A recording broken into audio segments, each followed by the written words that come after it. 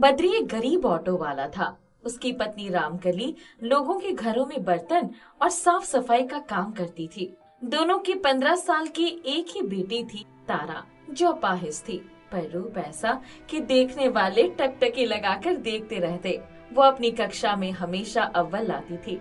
एक बार उनके शहर में कहीं से एक महात्मा जी आए, जो बहुत बड़े बड़े चमत्कार कर रहे थे। हमारे आंखें तो बिल्कुल चली गई थी। बाबा जी ने ऐसा मंत्र फूंका कि मेरी आंखें बिल्कुल ठीक हो गई। अरे सही कहा, हमारी बेटी को सुनाई नहीं पड़ता था, बाबा जी ठीक कर दिए। रामकली ने सुना तो मन में आशा की किरण फूट गई। सुनो जी, हम भी चलकर तारा को बाबा को दिखा देते तो शायद कुछ चमत्कार हो जाता। बाबा के बारे में कई दिनों से सुन तो रहा हूँ मैं, पर कितना सच है भगवान जाने। चलो कल ही चलते हैं, क्या पता हमारी तारा पर भगवान को दया हो जाए। तीनों सुबह सुबह ऑटो पर बैठकर महात्मा जी के ठिकाने की तरफ चल दिए। वहां पहुंचकर उन्होंने देखा कि वहां सबके हाथ में कुछ न कुछ सामान था, जो शायद वो लोग बाबा के लिए लाए थे। क्यों रामकली, हम तो कुछ नहीं लाए, अब क्या करें? ये लो पैसे, तुम भी जाकर बाजार से फल लेकर आ जाओ। बद्री फल लेकर आ गया। तब तक उनकी बारी आ गई। जब वो लोग अंदर पहुँचे तो बाबा जी अपने आसन पर धुनी रमाए बैठे थे। बद्री ने फल ले जाकर उनके एक सहयोगी के पास रख दिया। अचानक, बोलो बच्चा, क्या परेशानी है? बाबा, हम बहुत गरीब हैं। हमारी बिटिया जन्म से ही पैरों से लंगड़ा कर चलती है। कोई चमत्कार करो प्रभु, बड़ा नाम सुनकर आए हैं। ये लड़की बहुत भाग्यशाली है, अपने नसीब का खाती है। इसी के नसीब से तुम्हारे पास सारे सुख है। बाबा, हम ऑटो चला करके अपना पेट पालते हैं, क्या इसी को सुख कहते हैं? जिसके पास हाथ पैर भी नहीं है, उससे पूछो सुख किसे कहते हैं। ईश्वर का धन्यवाद दो कि तुम्हारे पास सब कुछ है, सारे अंग सही सलामत है। तुम 2 रोटी मेहनत से कमा सकते हो। सारा सुख अमीरी में ही नहीं है। बाबा, आपने तो हमारी आंखें खोल दी, हमारी बिटिया को भी ठीक कर दो। महात्मा जी ने तारा को बैसाखी बाहर ही रखकर अपने पीछे आने का इशारा किया। बद्री बाहर चला गया। एकाएक, बाबा, जो कुछ मंत्र पढ़ना है हमारे सामने पढ़ो, हम अपनी बिटिया को अकेले कहीं नहीं भेजेंगे। मुझे अकेले में ही इस बालिका पर मंत्र पढ़ना है। रामकली तारा का हाथ पकड़कर बाहर निकल गई। रुक जाओ, वरना अनर्थ हो जाएगा। तुम्हारी बेटी कभी ठीक नहीं होगी, ध्यान रखना। तुम्हारे जैसे बहुत बाबा देखे हैं, जो दूसरों की मजबूरी का फायदा उठाकर उनकी आंखों में धूल झोंकते हैं। हम गरीब हैं, पर बेवकूफ नहीं है। इतनी दुनियादारी की समझ हम में भी है। चल बेटी, घर चल। रामकली हांफते हुए बाहर आई। अरे क्या हुआ, तुम लोग इतना घबराए हुए क्यों हो? जल्दी चलो, हमें इस बाबा के पास नहीं जाना है। अरे रुको तो सही। ये बाबा धूर्त है, इसकी बातों में जो आएगा वो अपनी इज्जत गवा बैठेगा। मैं चलती हूँ, तुम पीछे पीछे आओ। रामकली तारा के साथ ऑटो में जाकर बैठ गई। तभी पीछे से बद्री आ गया। वो ऑटो की ड्राइविंग सीट पर बैठ गया। तुम इतनी नाराज क्यों हो गई? वो बाबा बड़ा ढोंगी है। उसके अंदर इतनी ही शक्ति होती तो सबके सामने मंत्र फूंकता। वो तो हमारी तारा की बैसाखी बाहर ही रखवाकर उसे अंदर ले जा रहा था। उसकी आंखें देखकर ही मैं समझ गई थी कि इंसान के रूप में छिपा हुआ भेड़िया है। ओह, अच्छा हुआ जो तुमने उसे अंदर नहीं जाने दिया। पहले चलकर उसके खिलाफ थाने में रिपोर्ट लिखाई जाए। घर आकर तारा एक कोने में बैठकर सिसक कर रो रही थी। तू क्यों रो रही है मेरी लाडो? डर गई है शायद? नहीं माँ, मैं बिल्कुल भी डरी नहीं हूँ। मैं जैसे भी हूँ ठीक हूँ। अब तुम लोग मुझे कभी इन जगहों पर मत ले जाना। तुम्हारी परेशानी देखकर मुझे दुख होता है। एक तरफ हमारी गरीबी, दूसरी तरफ मेरी अपंगता, दोनों मिलकर मुझे असहाय बना देते हैं। मुझे कुछ ऐसा करना होगा कि लोग मेरा और मेरे परिवार का नाम आदर के साथ ले। तुम ऐसा कभी मत सोचना। तुम पढ़ाई में अपने स्कूल में सबसे अच्छी हो। हमें और कुछ नहीं चाहिए। 3 साल बाद, माँ, रिजल्ट आ गया। मैं 12वीं कक्षा में फर्स्ट आई हूँ। मेरा इंजीनियरिंग में भी चुनाव हो गया है। मुझे विकलांग होने की वजह से आगे पढ़ने के लिए सरकार की तरफ से वजीफा भी मिलेगा। बेटा, तूने हमारा मान बढ़ा दिया। कहीं एक ऑटो चलाने वाली की बेटी 12वीं में फर्स्ट डिवीजन में पास होती है, और वो भी पैरों में लाचार। सबकी जली कटी सुनते हुए भी तेरा मनोबल इतना बढ़ा रहा। हमें गर्व है तुझ पर। माँ, अब मैं इंजीनियरिंग करके नौकरी करूंगी और अपने माता पिता को घर बिठाकर खिलाऊंगी। बद्री और रामकली की आंखों से खुशी के आंसू बह रहे थे। तारा का एडमिशन कानपुर के अच्छे इंजीनियरिंग कॉलेज में हो गया था। उसे हॉस्टल भी मिल गया, पर उसकी रूममेट बबीता को उसकी बैसाखी की खटखट बिल्कुल भी न भाती। उसके शिकायत करने पर तारा का कमरा बदल दिया गया था। एक दिन जब वो अपने क्लास के लिए जा रही थी, तभी लाइब्रेरी के पीछे से उसे किसी के करहाने की आवाज सुनाई पड़ी। मुझे बचाओ। जब तारा पीछे गई तो उसने देखा कि बबीता छटपटा रही थी। क्या हुआ तुम्हें बबीता? तुम यहाँ कैसे? मुझे देर हो गई थी। मैं जल्दी के मारे इधर से ही क्लास के लिए निकल जाना चाहती थी, पर अचानक झाड़ियों में से एक काले रंग के सांप ने आकर मुझे डस लिया। वो देखो, वो अभी भी उधर बैठा है। कहाँ काटा है, दिखाओ। बबीता ने पैर की उंगलियों की तरफ इशारा किया। तारा ने इधर उधर देखा, फिर अपना आई कार्ड निकालकर बैग में डाला और उसी फीते से उस जगह को कसकर बांध दिया ताकि जहर फैलने न पाए। तारा ने पूरी ताकत से अपनी बैसाखी घुमाई और सांप के ऊपर दे मारा। सांप बिलबिला उठा। उसने आक्रमण करना चाहा, पर तारा सावधान थी। उसने फिर बैसाखी से ही उस पर वार कर दिया। सांप ने दम तोड़ दिया। तब बबीता को सहारा देकर उठाया और कॉलेज की क्लिनिक की तरफ ले गई। बबीता को हल्की हल्की बेहोशी भी छा रही थी। वहाँ पहुँचकर, डॉक्टर साहब जल्दी करिए, बबीता को सांप ने काट दिया है। तारा वहाँ से लौटकर उस मरे हुए सांप को बैसाखी में लपेटकर उसे भी डॉक्टर के पास ले गई। डॉक्टर साहब, मैंने सुना है जिस सांप ने काटा है उसका पता चल जाए तो इलाज में आसानी हो जाती है। डॉक्टर ने तुरंत प्राथमिक चिकित्सा देकर एम्बुलेंस से बबीता को अस्पताल भेज दिया। साथ में सांप को भी एक शीशे के बर्तन में रखकर उसे भी भेज दिया। उस पूरे दिन तारा बहुत उदास रही। शाम के 8 बजे वो बबीता के कमरे की लाइट जलती देखकर वहाँ पहुँच गई। उसकी बैसाखी की आवाज सुनते ही, ओहो तारा, आज मैं तुम्हारी वजह से बच सकी हूँ। तुम्हें पता है डॉक्टर ने क्या कहा था? अगर इस जगह को बांधा नहीं होता तो तुम्हें पहचानना हमारे लिए बहुत मुश्किल हो जाता। देखो, मेरी जगह तुम होती तो तुम भी यही करती। नहीं तारा, मैं तुम्हारी इन बैसाखियों से चीरती रही और तुमने इन्हीं बैसाखियों से उस सांप को भी मार डाला। मरे हुए सांप को देखकर डॉक्टर को इलाज करने में बहुत मदद मिली। मैं किस मुंह से तुम्हारा धन्यवाद करूं? मुझे माफ कर दो। बबीता ये सब कहते कहते रो पड़ी। तुम जल्दी से ठीक हो जाओ, फिर तुम्हारे हाथ की एक कप चाय पीकर मैं खुश हो जाऊंगी। मुझे और कुछ नहीं चाहिए। दूसरे दिन पूरे कॉलेज में तारा की ही चर्चा थी। उस दिन हॉल में पूरे कॉलेज के लोगों को बुलाया गया। तारा को स्टेज पर बुलाया गया। तारा की बहादुरी के बारे में बताया गया। पूरा हॉल तालियों की गड़गड़ाहट से गूंज उठा। दूसरे दिन, तारा, तुम मुझसे दोस्ती करोगी? हम दुश्मन ही कब थे? दोनों साथ साथ कैंटीन की तरफ चल पड़ी। सब उनकी तरफ देख रहे थे। बापू देखो, आज एक ऑटो वाले की अपाहिज बेटी पूरे कॉलेज की हीरोइन बनी हुई है। दीनू के परिवार में सिर्फ उसकी पत्नी रूपा थी। एक बेटा था जो 16 साल की उम्र में मछली पकड़ने गया और पैर फिसलने से नदी में डूबकर मर गया। इस बात को काफी दिन बीत गए थे। एक बार दीनू को बुखार आ गया था। उसके शरीर में पहले जैसी ताकत नहीं रह गई थी। कभी कभी 2-4 दिन मछली नहीं मिलती तो घर में चूल्हा नहीं जलता था। एक दिन उसकी पत्नी, सुनो जी, आज अगर मछली नहीं मिलेगी तो हम क्या खाएंगे? पिछले 4 दिन से एक भी मछली नहीं मिली। देखता हूँ, शायद आज कुछ मिल जाए। इतना कहकर दीनू ने अपनी टोकरी और जाल उठा लिया एवं नदी के किनारे चला गया।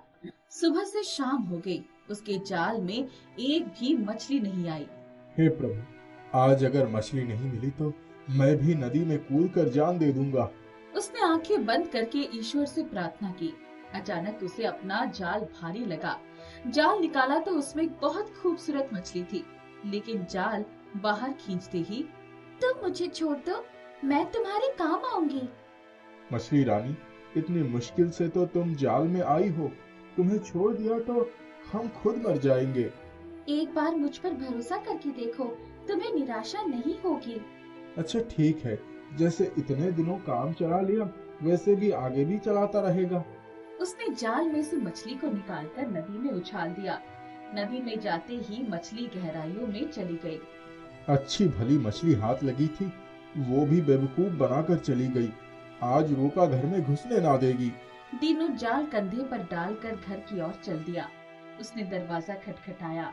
रूपा ने दरवाजा खोला तो दीनू के पीछे बड़े बड़े 7 मटके देखकर खुशी से उसको एक तरफ हटाते हुए बोली, क्या है इन मटकों में? दीनू पीछे पलटा तो हैरान रह गया। पहले इन्हें अंदर कर लो, वरना बंशी देख लेगा तो वो भी मांगने आ जाएगा। ये तो बहुत भारी है, इन्हें भीतर ले जाने में तुम भी मदद करो।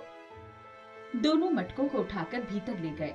एक मटका खोला तो उसमें से एक 20 बरस का नौजवान कूदकर बाहर आ गया। प्रणाम बाबा। प्रणाम माँ। दोनों की आंखें फटी की फटी रह गई। ये तो बिल्कुल उनके अपने बेटे जैसा ही नौजवान था। तुम कौन हो? कहीं तुम मेरी मुरली तो नहीं? मेरा नाम चंदन है माँ, मैं तुम दोनों की सेवा करने आया हूँ। बाकी मटकों में क्या है? मुझे क्या पता, खोल कर देखो। दूसरा मटका खोला तो उसमें ढेर सारे रुपए पैसे थे। तीसरे में आभूषण, चौथे में चावल, पांचवे में दाल, छठे में सब्जियां और फल एवं आखिरी मटके को छूते ही उनका घर आलीशान महल में बदल गया। दीनू और रूपा का तो खुशी का ठिकाना नहीं रहा। चलो जल्दी से सामान ठीक से रख देते हैं, फिर कुछ खाने को बनाते हैं। मेरा चंदन भूखा होगा। माँ तुम बैठो, मैं तुम दोनों के लिए खाना लेकर आता हूँ। वो रसोई में गया और तुरंत 3 थाली में खाना लेकर आ गया। रूपा ने आश्चर्यचकित होकर, ये कैसे आया? माँ तुम खाना खाओ, फिर आराम करो। बड़े दिनों बाद इतना बढ़िया खाना मिला है। आओ तुम भी खाओ, मैं तुम्हें अपने हाथों से खिलाऊंगी। रूपा चंदन को अपने हाथों से कौर बनाकर खिलाने लगी। अपने बेटी मुरली को याद करके उसकी आंखों से आंसू बहने लगे। माँ अब तुम यही समझो कि मैं ही तुम्हारा मुरली हूँ। जैसे वो तुम्हें कमा कर खिलाता वैसे मैं खिलाऊंगा। अब मैं पूरी जिंदगी तुम्हारे साथ बिताऊंगा। रूपा उसका मुंह निहार कर निहाल हो उठी। दीनू अभी चंदन के बारे में सोच ही रहा था कि तभी फाटक पर एक साधु ने आवाज लगाई, अख निरंजन, साधु को खाना खिला दो बच्चा। हे साधु महाराज, आप बैठिए, मैं आपके लिए कुछ लेकर आता हूँ। दीनू तुरंत घर में गया। रूपा, ओ रूपा, साधु के लिए कुछ भोजन दे दो, बहुत भूखे हैं। रसोई में देखती हूँ। रूपा रसोई में गई। वहाँ से फल, मिठाई और मेवे लेकर आ गई। दीनू ने साधु को सब कुछ दे दिया। बहुत बढ़िया, तुम्हारा भंडार हमेशा के लिए भरा रहेगा। बस अपने पुत्र पर कभी नाराज मत होना। बाबा, वो हमारा सगा पुत्र नहीं है। लेकिन इतने कम समय में ही तुम दोनों उसको सगे से भी बढ़कर मानने लगे हो, इसीलिए उस पर कभी नाराज ना होना। साधु चले गए। पूरा परिवार खूब खुश था। चंदन रोज कमाने जाता तो कुछ ले आता, बाबा की झोली में डाल देता। अब उसको रहते बहुत दिन बीत गए थे। एक दिन, क्यों ना हम अपने चंदन का विवाह कर दें? घर में बहू आ जाएगी, कुछ दिनों में बाल बच्चे हो जाएंगे, घर का माहौल कितना खुशहाल हो जाएगा। हाँ, पर हमें एक बार चंदन से भी बात करनी चाहिए। आज शाम को जब वो आएगा तब मैं उससे बात करूंगी। शाम को जब चंदन घर वापस आया तो, बेटा, हम चाहते हैं कि अब तेरी शादी कर दी जाए। माँ, मैं तुम दोनों की सेवा करना चाहता हूँ, शादी वादी के चक्कर में क्यों डाल रही हो? बेटा, सब लड़कों की शादी होती है, इसलिए तुम्हारी भी शादी हो जाती तो हम निश्चिंत होकर जीवन बिता देते और सोच लेते कि तुम्हारी देखभाल करने वाला कोई आ गया है। ठीक है माँ, जैसी तुम्हारी इच्छा। दूसरे दिन से ही रूपा उसके लिए दुल्हन ढूंढने लगी। 6 महीने बाद चंदन का विवाह प्रिया नाम की लड़की से हो गया। अब तो चंदन हमेशा पत्नी की मीठी मीठी बातों में ही खोया रहता। बाहर सिर्फ खाने और जरूरी काम के लिए निकलता था। एक दिन नाराज होकर, अब तेरी शादी हो गई है तो कुछ काम भी करने की भी सोच बेटा। पत्नी को क्या खिलाएगा? हम कितने दिन बैठे रहेंगे? ठीक है माँ, कल से काम पर जाऊंगा। दूसरे दिन वो घर से निकल गया। सुबह का गया, शाम हो गई, पर चंदन नहीं आया। उसको ढूंढते ढूंढते पति पत्नी बावले हो गए। चंदन की नव विवाहिता पत्नी का बुरा हाल था। कई दिनों बाद भी वो वापस नहीं आया। तभी एक दिन अपने दरवाजे पर एक साधु की आवाज सुनकर दीनू भागता हुआ आ पहुंचा। महाराज, मेरा पुत्र कहाँ चला गया? तुम भूल गए, पर मैं नहीं भूला। मैंने तुम्हें आगाह किया था कि तुम लोग अपने पुत्र से कभी नाराज मत होना। किया था कि नहीं? जी महाराज। अब वो कभी नहीं आएगा। जहाँ से आया था वहीं चला गया। लेकिन महाराज, कोई उपाय तो होगा। उपाय तो है, पर बहुत कठिन है। महाराज, आप बताइए, हम अपने चंदन के लिए कुछ भी करने को तैयार हैं। तुम्हारे पास चंदन के आने पर जो कुछ धन संपत्ति आई थी उसको दान कर दो और खुद जाकर पहले की तरह गरीब मछुआरे का जीवन बिताओ। हम अपने पुत्र के लिए सब कुछ दान कर देंगे महाराज। देख लो, कहना बहुत आसान है, निभा पाना बहुत मुश्किल। महाराज, हम ये सब कुछ आज से ही त्याग देते हैं और आपको ही दान में दे देते हैं। सब कुछ आपका है। ठीक है, अब तुम इस घर में ताला बंद कर दो और चाबी मुझे दे दो। दीनू रूपा और प्रिया को साथ लेकर चाबी साधु को देकर साधु के चरणों में प्रणाम करके निकल गया। वो लोग काफी दूर चले गए थे। तभी उन्होंने देखा कि चंदन पसीने से लथपथ हुआ चला आ रहा है। मेरे लाल, तुम कहाँ चले गए थे? माँ, मुझे नहीं पता था कि मैं कहाँ गया था, पर अब मैं हमेशा के लिए तुम्हारे पास आ गया हूँ। ठहरो चंदन, अगर तुम हमेशा के लिए आए हो तभी हमारे साथ चलो, वरना हमें हमारे हाल पर छोड़ दो। नहीं नहीं बाबा, मैं आपके साथ रहूंगा। आओ, थोड़ी देर विश्राम कर लेते हैं, फिर आगे क्या करना है देखते हैं। कुछ देर में वो लोग एक पेड़ के नीचे जाकर रुक गए। रूपा और प्रिया थकी हुई थी, उन्हें नींद आ गई। चंदन और उसके पिता ने आसपास से कुछ लकड़ियां इकट्ठा कर लिया और थोड़ी देर में झोपड़ी तैयार कर ली। अचानक वही साधु अलख निरंजन करते हुए प्रकट हुए। दीनू, तुम लोग बहुत नेक हो। तुम्हारे अंदर प्रेम, दया और ममता का सागर लहराता है, इसीलिए मैं तुमसे बहुत प्रसन्न हूँ। जाओ, तुम्हारा जीवन पहले की तरह ही हो जाए। इतना कहकर वो अंतर्ध्यान हो गए, पर उनकी झोपड़ी की जगह उनका पहला वाला घर और तालाब था। पूरा परिवार बहुत खुश था। उन सबकी खोई हुई खुशियाँ वापस आ गई थी। बनारस की गलियों में एक चोर ने आतंक मचा रखा था। रोज किसी के घर में सेंध लग जाती तो किसी के घर से गाय चोरी हो जाती थी। लोग परेशान हो गए। एक बार सबने मिलकर निश्चय किया कि अब से रात में बारी बारी से गली के दोनों नुक्कड़ों पर सब लोग पहरा देंगे। पहले दिन एक तरफ चौबे जी की ड्यूटी लगाई गई और दूसरी ओर लाला धनीराम की। रात आधे से ज्यादा बीत गई थी। जागते रहो, जागते रहो। तभी लाला जी ने देखा कि एक बलिष्ठ शरीर वाला व्यक्ति मूंछों पर ताव देता हुआ गली में आया। भाई, मेरी बकरी खो गई है, इधर ही आई थी, आपने देखा क्या? इधर तो कोई बकरी नहीं आई। आई तो इधर ही थी। लगता है किसी ने मेरी बकरी को अपने जानवरों के बाड़े में बांध ली। 4 घंटे से तो मैं यहीं पर पहरा दे रहा हूँ, पर अभी तक तो इधर कोई बकरी नहीं आई। चलता हूँ, खुद ही ढूंढनी पड़ेगी। भुनभुनाते हुए वो व्यक्ति आगे बढ़ गया और कुछ ही देर में एक बकरी की रस्सी पकड़कर आता हुआ दिखाई दिया। मिल गई तुम्हारी बकरी? हाँ, मिल गई। सड़क पर चली गई थी। थोड़ी देर हुई होती तो सड़क पार कर जाती। अच्छा अच्छा। वो व्यक्ति मूंछों पर ताव देता हुआ आगे बढ़ गया। सुबह हो गई। तब चौबे जी और लाला धनीराम अपने अपने घर जाकर सो गए। 2 घंटे बाद ही सब लोग शोर मचाते हुए नुक्कड़ पर इकट्ठा हो गए। जरा लाला जी और चौबे जी को कोई बुलाकर ले आओ। एक लड़का भागते हुए लाला और चौबे जी को बुलाने गया। जल्दी चलो काका, सब लोग नुक्कड़ पर तुम दोनों का रास्ता देख रहे हैं। ते क्या मुसीबत है, रात भर पहरा दिए हैं, अब सोने भी नहीं दे रहे हैं। चलो, कहाँ जाना है? सब लोग नुक्कड़ पर पहुँचते हैं तो आप लोग कैसी पहरेदारी किए? आज चोर हमारी बकरी ही उठा ले गई। क्या कहते हो? बकरी तो मेरी आंख के सामने ले गया। वो तो कह रहा था कि उसकी बकरी खो गई थी, और अब मिल गई है। ये तो बहुत चालाक और निहायत ठग भी है। बहुत सावधानी रखनी होगी। आज रात में जो दूसरे लोग चाहेंगे पहरेदारी करने, उन्हें अपनी आंखें और दिमाग खुला रखना पड़ेगा। भाई मैं तो हैरान हूं कि मेरी नाक के नीचे से ही बकरी उठा ले गया और मैं देख कर भी कुछ ना कर सका। सब लोग अपने अपने घर पर चले गए। रात की पहरेदारी के लिए दूसरे 2 लोगों यादव जी और ठाकुर साहब की ड्यूटी लगी।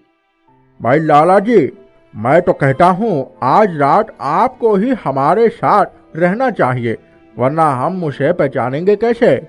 लाला जी को इतनी इम्पोर्टेंस मिल रही थी, खुश होकर बोले, हाँ हाँ, मैं तो खुद उसको देख लूं तो उसकी बोटी नोच लूं। रात को पहरेदारी शुरू हो गई। पूरी रात बीत गई, कोई नहीं दिखा। भोर में एक पुजारी जी सिर पर गमछा बांधे कमंडल लिए नंगे पैर शिव शिव का जप करते हुए भागे चले जा रहे थे। अरे पुजारी जी, कहाँ भागे जा रहे हो?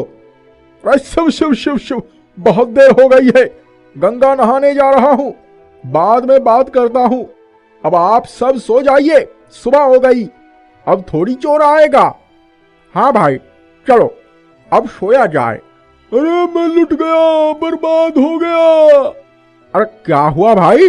मैं गंगा नहा कर लौट रहा था, अपना कमंडल गमछा और 50 रुपए रखकर ताला खोलने गया तो तब तक चोर आकर सब चुरा ले गया। अरे दौड़ो यार, अभी ज्यादा दूर नहीं होगा। आज भी आंख में धूल झोंक गया और हम उसको पहचानने में फिर धोखा खा गए। सब उस चोर को पकड़ने दौड़े, पर चोर तो ये जा और वो जा। अचानक ये देखो, मेरा गमछा तो ये पड़ा है, ज्यादा दूर नहीं गया होगा। सब गंगा की तरफ भागे, पर कहीं उसका पता न चला।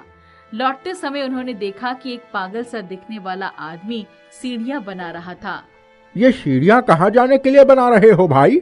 आसमान में जाकर चांद चुराने के लिए। सब ठठाकर हंस पड़े। अरे चांद क्यों चुराओगे? क्योंकि वो हर समय नीचे देख रहा होता है, हम पर हंस रहा होता है। अच्छा अच्छा, चलो भाई। 4-5 दिन तक किसी चोरी की शिकायत नहीं हुई।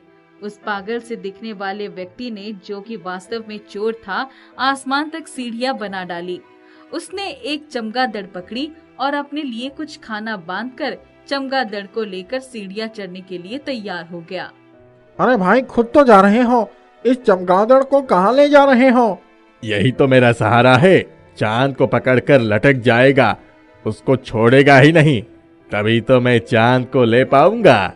सब लोग उसका मजाक बनाते रहे, पर वो सीढ़ियों पर चढ़ता गया। 1 साल बीत गए। अब बनारस की उस गली में चोरी नहीं होती थी। धीरे धीरे ये खबर पूरे महल में फैल गई कि चोर गया चांद चुराने, इसलिए अब कोई चोरी नहीं होती। पूर्णिमा की रात थी।